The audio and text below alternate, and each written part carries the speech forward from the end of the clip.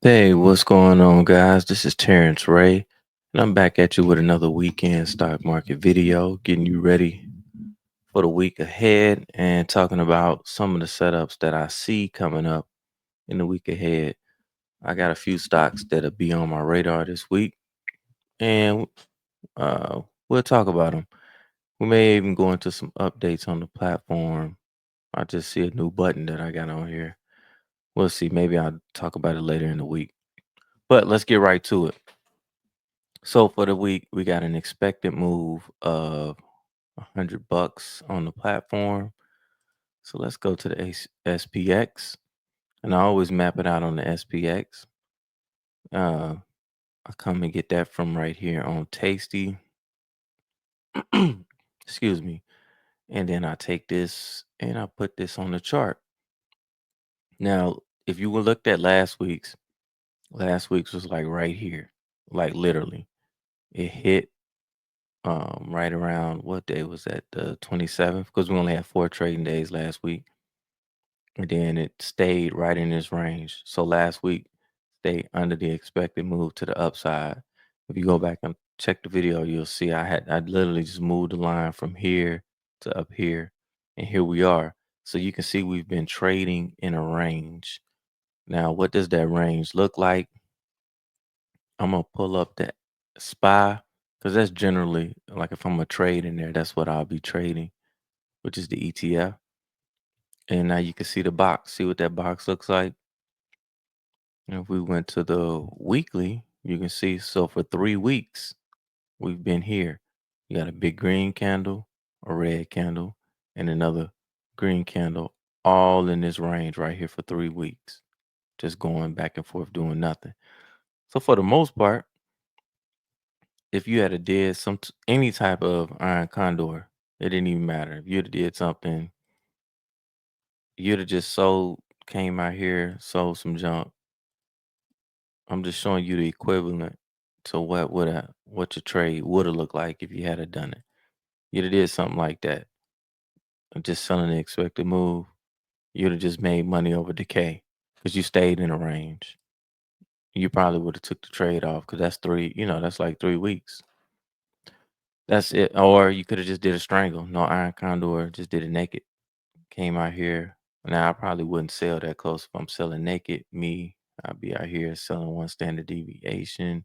Be all the way out here somewhere, maybe selling the 13 delta on the upside, and then maybe something like the 17 delta on the downside. Collect about $500. You'd have got paid.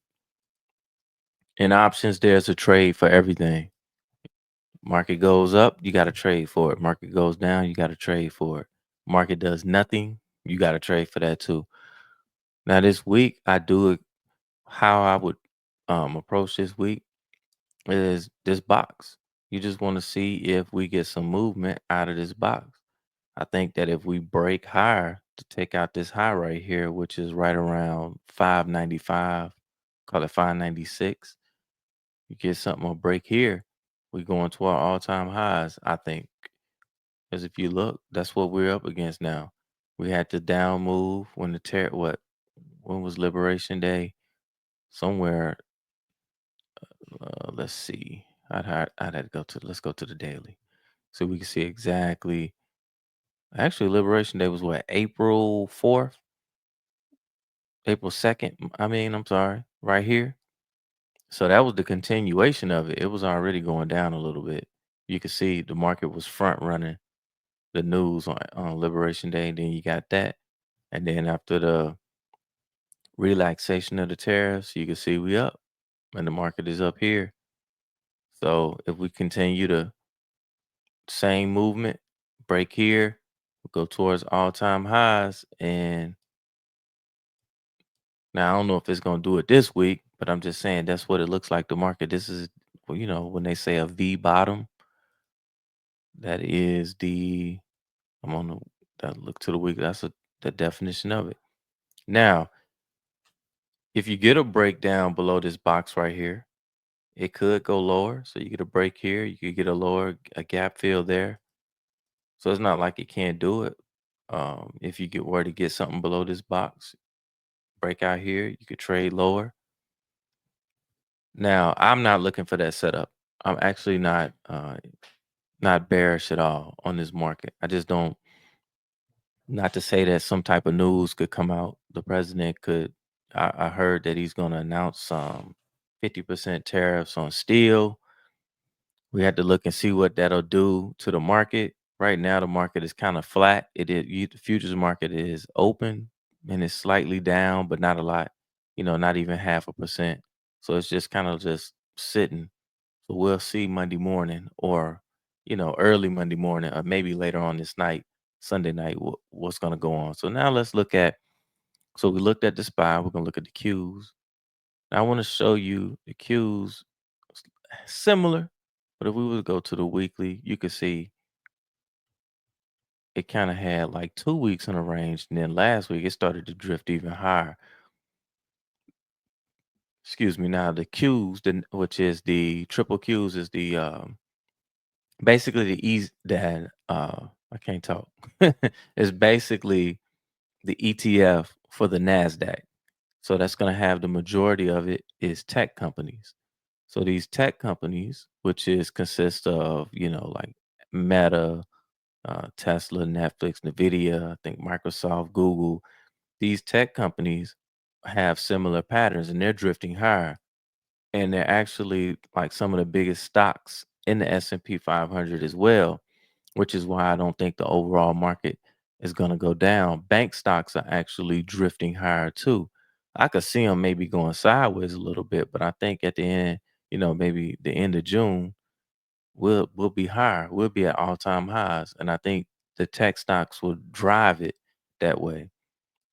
Now, when I come and let's look at some tech stocks, because that's where now, like I said, I'm with the SPY and the Qs. If you're trading those, um, like I said, I'm looking for something in the Qs. Your box looks a little different. It already took this high out right here, and we sitting right here. You got kind of like an inverted, or not an inverted, but a regular hammer candlestick right here. So normally that beats the market higher. So we'll see what happens Monday morning if it continues to drift higher. All-time highs for the Nasdaq could be for the Qs is right here. So we kind of like within a stone's distance of getting those all-time highs. Now let's go look at some tech stocks, because that's what I got this week. I think Palantir is in the Nasdaq. Yep, it's in the Nasdaq. If you look up at the top of the platform, you'll see Palantir. See right up there at the blue. You probably will have to be on your desktop to see it. You may not be able to see this on your phone, but it says Nasdaq up there at the top. Look at this pattern. We got this box right here. As the president would say, beautiful. It's a beautiful box. It already looks like it's beginning to turn. Look at this big green candlestick on Friday. Palantir has been a beast too. Like, look at it. I mean, I remember when it was down here, and you can see started with this big gap here, and it's just been going crazy. It actually got up to highs here around 125, fell down in February, and you can see almost like we got this W right here. You see it? Got up here at the all-time highs, pulled back a little bit, and then broke through. Now it look like it's pushing higher. I do have some Fibonacci levels, so if it was to break this box right here, I don't know if I just come out the gate and just buy calls. I don't know if I do that. I actually don't know how I would play it. I would have to look at it maybe on the intraday chart. But if you break here on the daily, my next level up is right around 147. Now the expected move for the week is only $10. So that's gonna put us right up around 141. 141, yeah, 141 is the expected move. So even if I do think it'll get to 147, I would not be trading to that level, because I'd only trade the expected move. So this you can play around. I might play around. Talking about what I might do, play around with some call options out here for the week. Meaning, like, if I get a nice move on Monday morning, come out here and maybe buy the 140, something like that, and see if the market had hit that this week. Now, the next one is Meta. These are scalps. You know, I could give it more time. So, like, let's say if I didn't, but if I go out for more time, I'd have to pay more. 'Cause you buying options, you gotta pay for the time.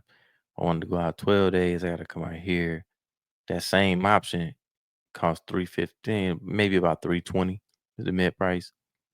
Now you come out 19 days on the monthly, you can see where is the expected move right up here around 147. It's showing you, so that may be the range. If I think it's gonna get to 147, then I may have to trade 19 days or higher, you know, give myself some time, come out here 47 days, maybe buy a 145 strike, and then sit and see what happens if we get up there and touch that next level. Now let's go take a look at Meta. Meta got a nice box as well. See where we at. Bring my indicators up. This one's been sitting, going side to side, as you can see down here on my squeeze indicator. As the market expanded, see the market went higher from here. Sure, your expansion. Now we're in that contraction phase. So the market expands, you get a big move. Then once it gets right up in here, hit a level, Fibonacci level, and now we're almost like going sideways, contraction. The rubber band was expanded, now it's coming back in. And then when it coils up, you get another boom. So I'd be, I'm looking to see if we get a breakout of here to the top side, and then see the next level up for now. Resistance is right up here at, we'll call it 705. That area right around here, we got a level up there. So it could continue to drift. It's been like this. Let's look at the weekly. So this is about three weeks of sideways action. It's kind of like the SPY, right? So we want to see if we can get it out of that box. Let's go look at Hood. Now, got the same thing. Now Hood came all the way up here, hit a fib level, um, and it's holding. Now these are all-time highs. These are all-time highs up here.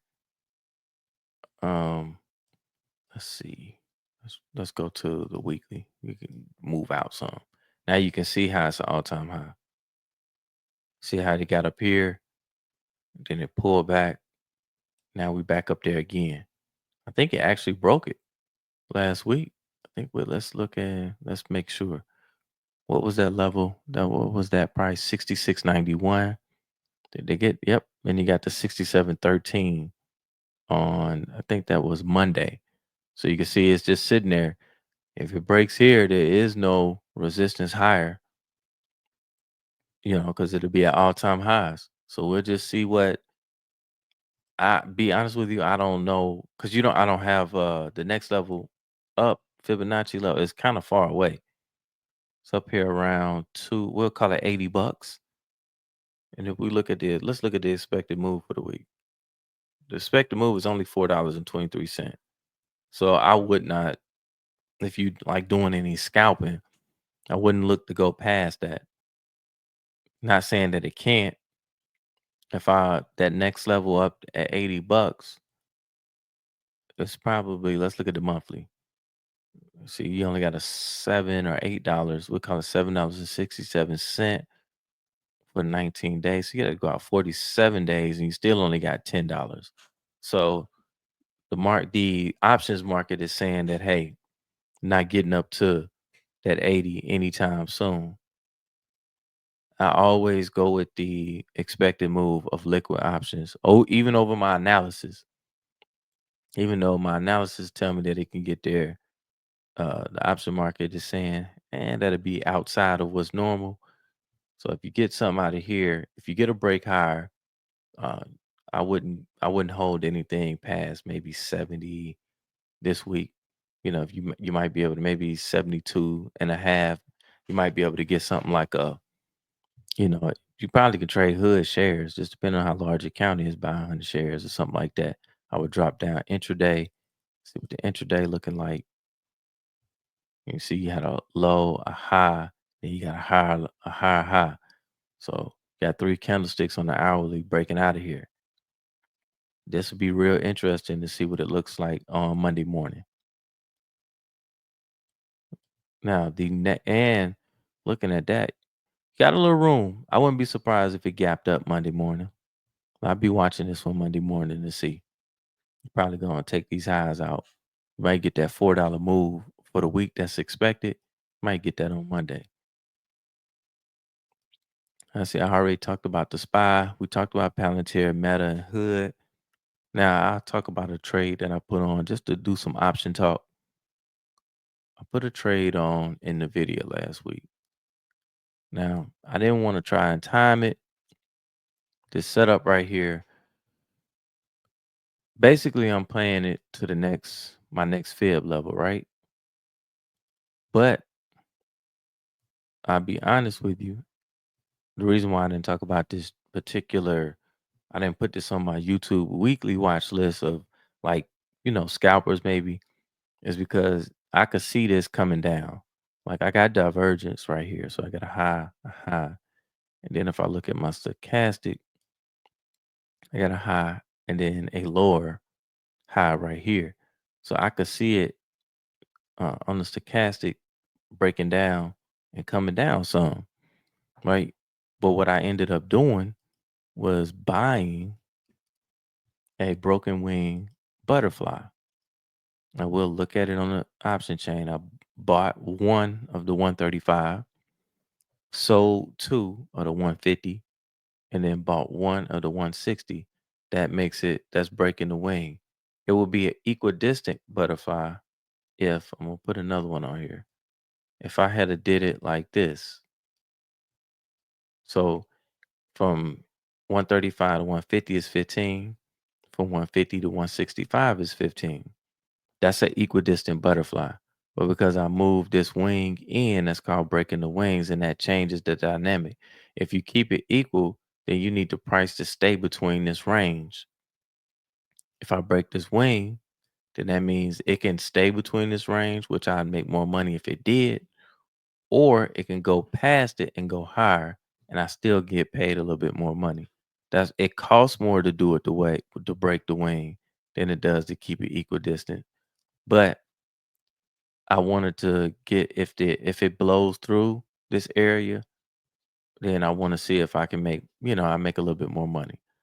Now let's go look at it on the analysis tab and then I'll break down what this trade looks like and how it does make money. If I'm right. Let's go. Give me just a minute. There we go. Now, let's close this up some. I don't need to see that much. We're going to bring it in. Now, this is what the broken wing looks like. This right here, this area, you can see where it says -2C. That's two calls, where the short two calls are. So if I go back to the table view, you'll see right here where at 150, that's where the short strikes are. So that's where I want to pin it. That's where I make the most money. Let's go back to the curve view. And you can see right here, if it were to, let's say the market went up tomorrow when the bell rang. If it goes right here to this center strike tomorrow, I'll make 150 bucks theoretically. I can see the option chain is on the analysis tab or the curve view is telling me what I make just by moving this. Now, if it continues to go higher, the money continues to go up and then it maxes out right around this range right here. So I make 191 if it blows through my target, which I don't expect to get that big of a move next week, right? However, you never know. But now you may say, what's the benefit of doing this trade? That's if on tomorrow on the 2nd. Now I'm gonna move the dates out. That's the 3rd, that's the 4th. Now if I continue to move the days, if you're watching it, you'll see the theoretical right here, which is this orange line. You can see it turning. Now, the actual trade will expire on the 17th, right? Well, actually the 18th. But if I go all the way to the 17th and hold it to right here, you can see I make $840. That's if the price is in this range right here. Anywhere within this range, you're making about 800 bucks on something that I paid 400 bucks for. Now, if it continues to now like that's still like now the only thing about it is, let's say it blew through up here. It's still, as long as it's within the fat part of this little triangle right here, you make money.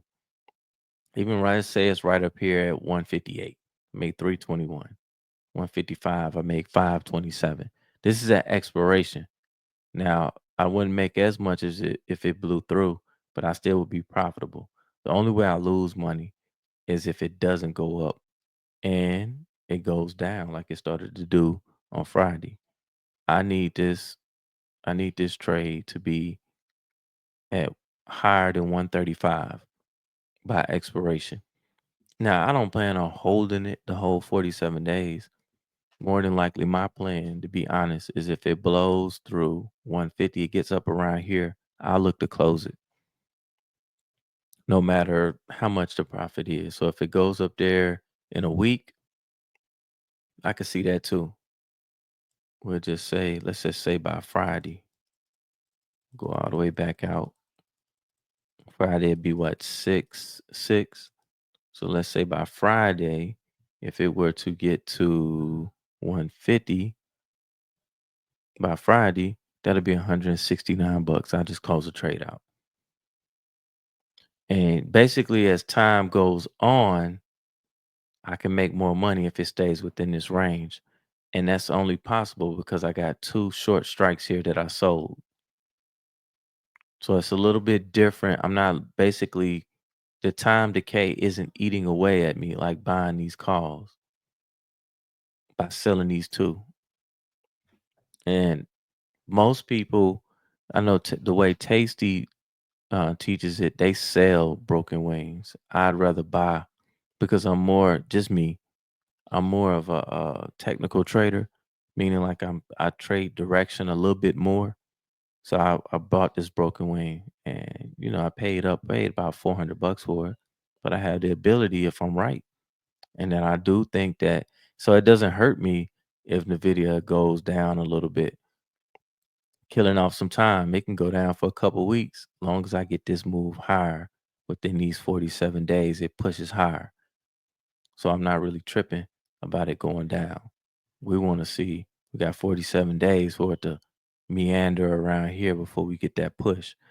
The reason why I didn't want to wait is because you never know with this market, and trying to time it and pick when it's going to go up.